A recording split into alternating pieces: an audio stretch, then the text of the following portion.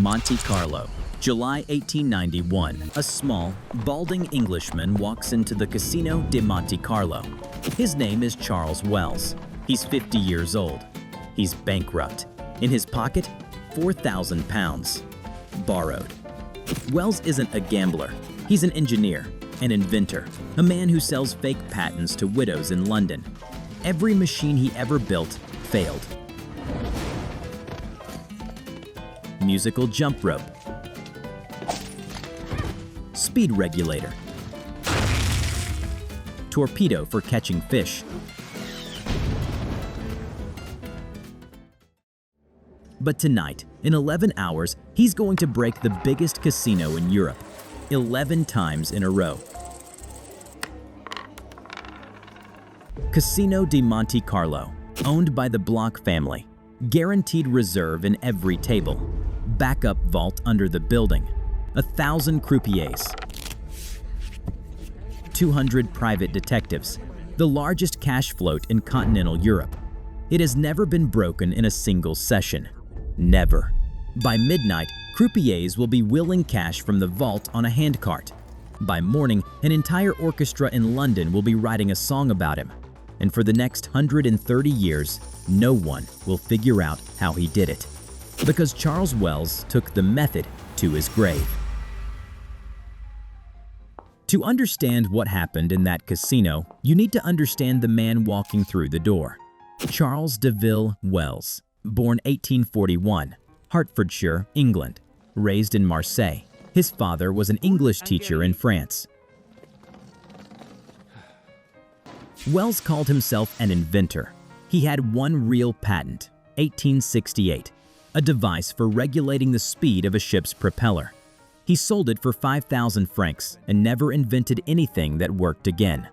But he kept calling himself an engineer. For 20 years, that's what he sold. Not machines, the idea of machines.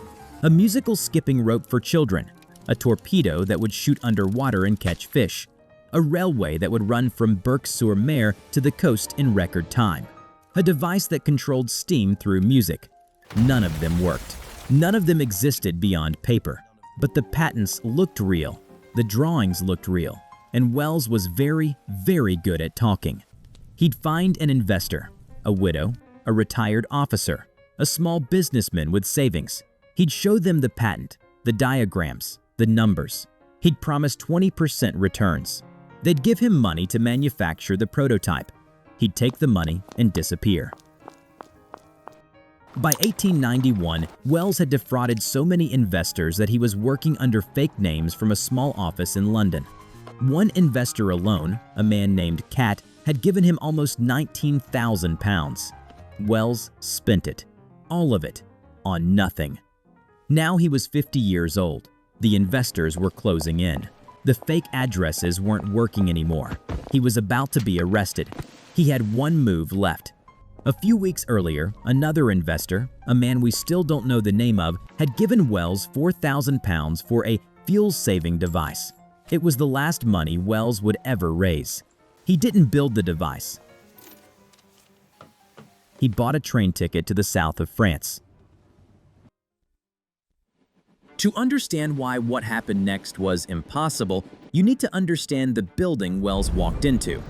The Casino de Monte Carlo, 1891. It was the largest casino in the world, owned by the Block family. Francois Block had built it from nothing in the 1860s, taking a swamp on the Riviera and turning it into the gambling capital of Europe. By 1891, his son Camille was running the operation. The numbers were staggering: 2,000 croupiers and staff. The casino employed more people than the entire Principality of Monaco had citizens. Every roulette table held 100,000 francs in chips. Behind the cashier, a vault. Inside the vault, gold and notes equivalent to several million francs at any moment. A reserve specifically designed so the house could pay any winner, no matter how big. Because the Blocks understood something most casino owners didn't. The house edge on European roulette is 2.7%. Over 1,000 spins, that 2.7% is mathematics. Inevitable, unbreakable. So the Block family let people win in the short term, welcomed it, encouraged the press to write about it. There was even a ceremony when a player won so much that he depleted the entire reserve at a single table. When he broke the bank, the croupiers would stop play. They would lay a black crepe cloth over the table, like a coffin. The orchestra would pause, and the player would be celebrated. It was theater, excellent marketing, because by the next morning, the table would be restocked. The math would resume, and every gambler in Europe would read about the man who broke the bank. Love history? Subscribe to our YouTube channel. And book a train to come try it themselves. Most of them would lose. The casino had been broken before. Joseph Jagger, an English mill engineer, did it in 1873. He'd hired 6 clerks to record every spin of every wheel for weeks. He found one wheel that was slightly off balance, favoring 9 specific numbers. He won 300,000 francs in 3 days. The Blancs learned from Jagger. They started rotating wheels between tables every night, recalibrating bearings, switching pockets, hiring inspectors to test for bias. By 1891, the management of Casino de Monte Carlo were absolutely confident. Their wheels were perfectly random. Their reserves were unbreakable. Their math was undefeated. And then a small bald Englishman with no money walked through the door. Late July 1891, around 8 in the evening, Wells walks into the Saal Schmidt, one of the smaller, more elegant gaming rooms. Gas chandeliers, velvet curtains, the smell of cigars. He sits at a roulette table, buys in for £4,000, about 100,000 francs at the exchange rate. The croupiers don't recognize him, just another small Englishman in a cheap suit. There are dozens like him in any given week. He starts betting, even money bets, red, black, even, odd. Small stakes at first. He wins, loses, wins, loses. Normal pattern. 20 minutes go by. Then something starts happening at his table that nobody at Casino de Monte Carlo has ever seen. Wells starts winning, not occasionally, continuously. He wins on red, he wins on black, he wins on even, he wins on the columns. At one stretch, and this is the part that historians still cannot explain, he wins 23 out of 30 consecutive spins. The statistical probability of that on a fair wheel is approximately 1 in 10 million. By midnight, Wells has won the entire reserve at his table, 100,000 francs. A croupier walks to the cashier's desk, whispers to the floor manager. The floor manager walks to the cashier. The cashier opens a safe behind the counter, withdraws the secondary reserve. The chips are wheeled back to Wells's table on a trolley. Play resumes. Within an hour, Wells breaks it again. The casino's process for broken bank was supposed to happen once a month, maybe twice. The cashiers were not used to running it back to back. By the third break, they had to send a messenger to the underground vault for more cash. By the fifth, 2 staff were using a handcart to wheel sacks of gold and franc notes from the reserve up the marble stairs to the gaming floor. Wells didn't move, didn't take a break, didn't eat, didn't drink anything stronger than water. He kept betting, mostly on the same colors, sometimes switching, doubling on certain numbers, then walking the bets back. There was no obvious system that any croupier could write down. By 3 in the morning, the table around him is surrounded. Word has spread through the entire casino. Players from other rooms walk over to watch. The orchestra in the main hall has stopped playing because half the audience has left. Camille Blanc himself is sent for. He arrives in evening dress, stands behind the table, watches. By 6 in the morning, Charles Wells has broken the bank 11 times. He has won, in 11 hours, 1 million francs. In today's money, depending on how you calculate it, between $4 and $6 million. The largest single-session win in the history of the casino. The croupier slowly draws the black crepe cloth across the table. 11th time that night. Wells stands up, picks up his cane, walks past Camille Blanc without making eye contact, and leaves. By the time the next train left Monte Carlo, every newspaper in Europe had a reporter on it.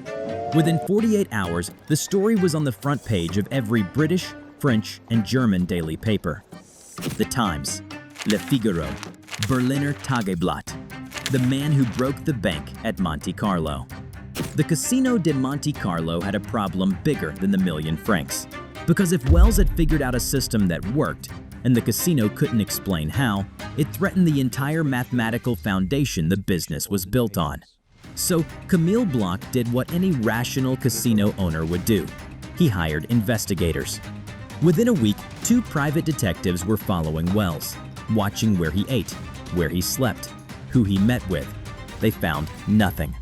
No co-conspirators, no signals, no devices, no suspicious meetings. Reporters were dispatched to the casino floor. They watched Wells's old seat. They watched the wheels. They interviewed the croupiers. They wrote in their dispatches that they could detect no obvious pattern in his bets. Wells himself sat for an interview with a London paper. They asked him how he did it. He told them he had developed an infallible system. He refused to describe it. He said it was based on mathematics and luck and patience. He said anyone could do it, given enough time. The casino didn't believe him. Neither did the reporters. Neither did the gamblers reading the papers. But there was nothing they could prove. So Camille Bloch made a decision that, looking back, seems insane. He let Wells come back. In November of 1891, 4 months after the first session, Wells returned to Monte Carlo. He sat at the same table, bought in for a similar amount, and he did it again. He broke the bank. By the most reliable count, 6 more times. Walked away with another large fortune. Some sources say 8 breaks, some say 10. The Blochs let it happen because they had calculated something the public hadn't. Every newspaper article about Wells brought 10,000 new gamblers to Monte Carlo. Every broken bank headline was free advertising worth more than the 1,000,000 francs Wells had taken. The Bloch family did not chase him out. They put his picture in their own promotional materials. They mentioned him in interviews. Wells was the best marketing they'd ever had. But Camille Bloch was still watching, waiting, because he was certain, absolutely certain, that Wells had a method. And he was right. The detectives never found it. The reporters never found it. The croupiers never found it. Because Wells was an engineer, and the casino had been broken once before, by another English engineer, 18 years earlier, Joseph Jagger. The wheels. Wells had likely done what Jagger did, watched, recorded. For days, maybe weeks before that first session, an inconspicuous bald Englishman had probably been sitting in the rooms with a notebook, watching wheels, tracking which numbers came up too often, looking for the same flaw Jagger had found in 1873, a wheel with a slightly worn bearing, a pocket cut a fraction of a millimeter too deep, a floor that had settled at an angle of half a degree. In Madrid, exactly 100 years later, a man named Gonzalo Garcia Pelayo would do the same thing. Sit with a notebook, track 30,000 spins, find the biased wheel, break the bank at Casino Gran Madrid for over 1 million euros. Garcia Pelayo would explain his method openly. He would write a book about it. He would say on Spanish television, "Roulette wheels are man-made. Man-made things have flaws." Wells never said any of that. In January of 1892, he came back to Monte Carlo a 3rd time. This time, he lost 100,000 francs, and he never went back. While Wells was preparing his 3rd Monte Carlo trip, something else was happening in London. A music hall composer named Fred Gilbert was reading the newspapers about Wells. The story had been everywhere for 6 months. The bald Englishman who broke the casino 11 times in one night.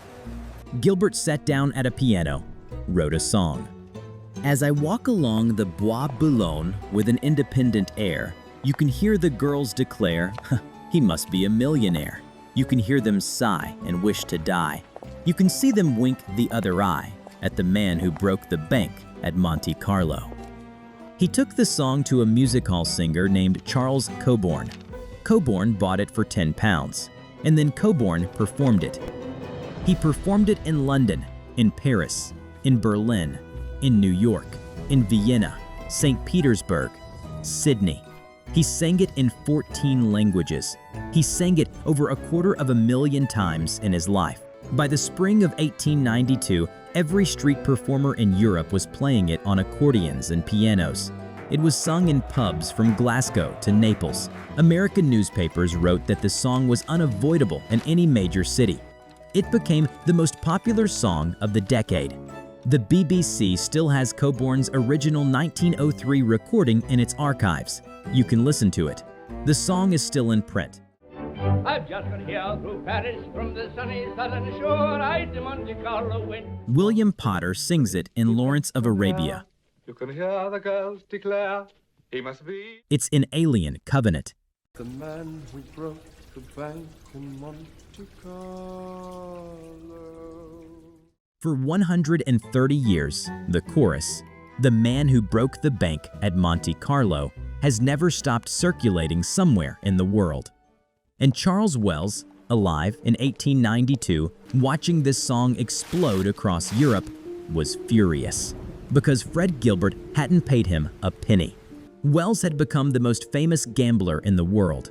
The Bloch family was using him in their marketing. Music halls were playing him every night.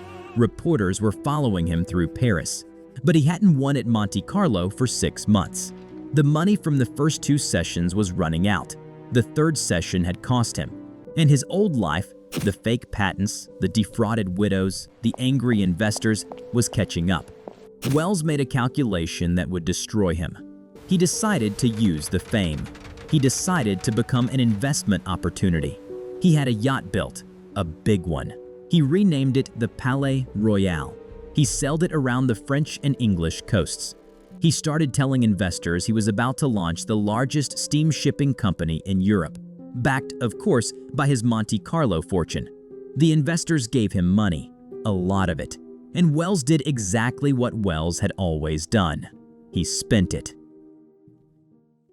In late 1892, 2 French detectives boarded the Palais Royal in the harbor at Le Havre. They had been tracking Wells for months.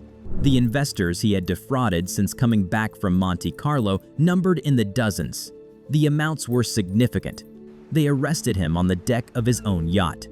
Wells was extradited to England, tried at the Old Bailey in March 1893. The jury convicted him on 23 counts of fraud, 8 years in Portland prison. He served 6, came out in 1899, aged, quieter, broke. He moved to Paris, tried to start over. It worked for a while. In 1910, using the alias Lucien Rivière, he opened a small private bank in Paris. He promised depositors 365% annual interest, 1% per day. It was the same fraud he had been running his entire life, a patent for a machine that didn't exist, just dressed in different clothes. But this time, the fame helped him. 6,000 investors put their savings into his bank, 2 million francs. When the French police finally arrested him in January 1912, the assets were gone. 5 more years in prison. He came out in 1917. He was 76 years old. The First World War was ending. Europe was a different place. Wells lived for 5 more years in a single rented room in Paris, with Jeanette Paris, his much younger companion who had stayed with him through the prison sentences. He died in 1922, owing 2 weeks of rent. He was buried in a pauper's grave. When his body was prepared for burial, the man at the morgue searched his pockets, found nothing, not a franc. 100 years later, in Madrid, Gonzalo Garcia Pelayo was sitting in a casino with a notebook. He had read about Wells. Like everyone else, he assumed it had been luck, a statistical fluke, the most extraordinary streak in gambling history, but ultimately random. Garcia Pelayo proved otherwise. He sat in casinos for months, recorded 30,000 spins, found wheels that were 1 millimeter off true, bet only on the biased numbers. He won over €1 million. He explained the method openly. He went on Spanish television and showed the math. When asked about Charles Wells, Garcia Pelayo always said the same thing. He said, Wells was an engineer. Engineers don't believe in luck. The Bloch family always suspected the same thing. They never said it publicly. It would have ruined the legend, and the legend was selling Monte Carlo more tickets than the casino itself. But for 130 years, the historical question has stayed open. Did Charles Wells beat Casino de Monte Carlo with mathematics, or with the most extraordinary run of luck in human history? The casino's official line was always, "It was luck." Wells's official line, until the day he died in that single rented room in Paris, was that it was a system. He never described it, never wrote it down, took it with him. The man who failed at every machine he ever invented, the man who defrauded thousands of investors with patents that never worked, may have invented exactly one thing that did: a method for breaking the largest casino in Europe 11 times in 11 hours. And the only thing he ever made that worked, he never sold to anyone.